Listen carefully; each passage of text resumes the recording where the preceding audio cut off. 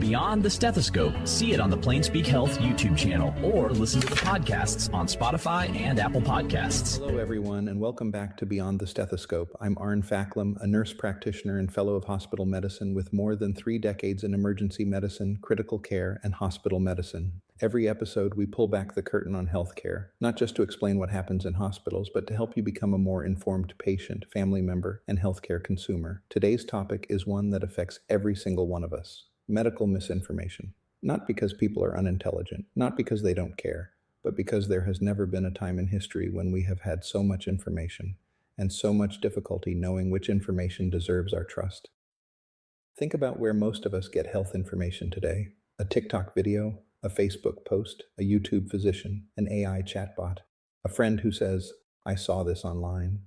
Within seconds, you can find 10 completely different answers to the exact same medical question. Some of them are excellent, some are outdated, some are missing important context, and some are simply wrong. So, how do healthcare professionals sort through all of this? That's what I'd like to share today.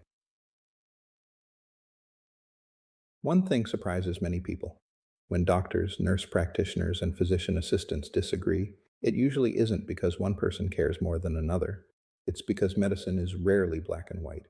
Every recommendation depends on the individual patient. How old are they? What other medical conditions do they have? What medications are they taking? What risks are acceptable for this patient?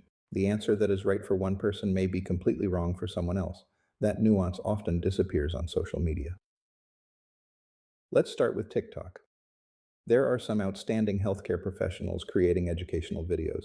There are also influencers with little or no medical training speaking confidently about complicated topics.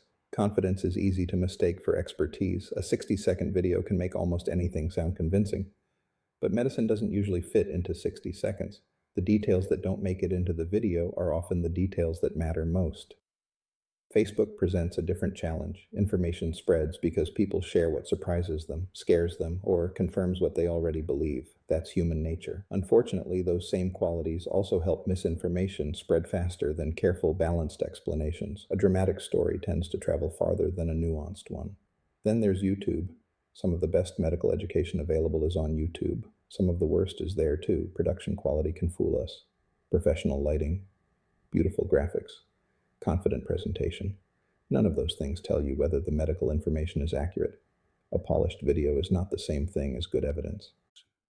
Now let's talk about artificial intelligence, where AI can summarize information incredibly well. It can explain complicated concepts in plain language. It can even help people prepare questions for their next doctor's appointment. Those are real strengths. But here's the important part: AI doesn't examine patients. It doesn't hear the subtle hesitation in someone's voice. It doesn't notice they're short of breath walking into the room.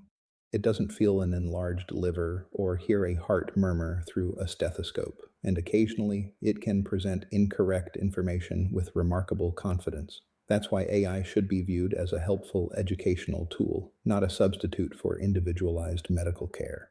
So, how do clinicians decide what to trust? It's actually a process.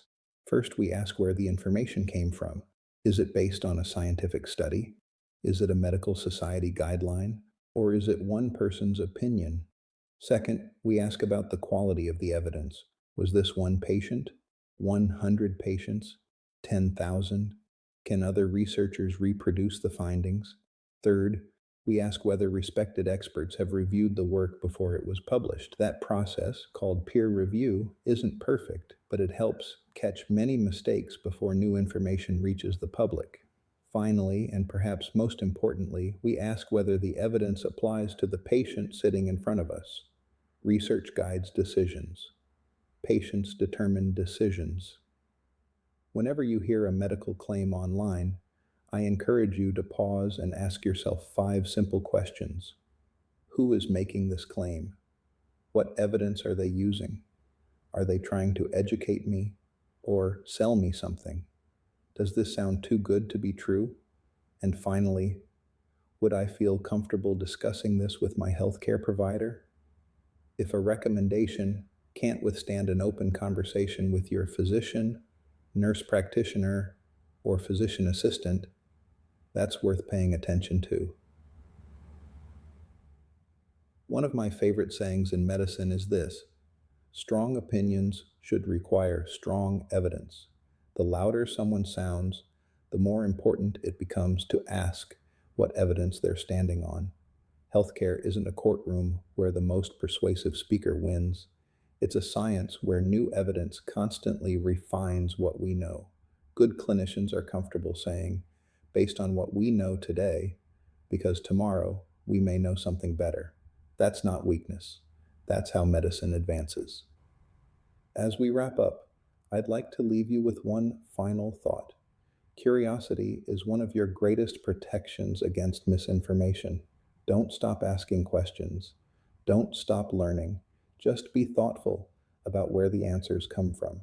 The goal isn't to become skeptical of everything. The goal is to become discerning. There's a difference.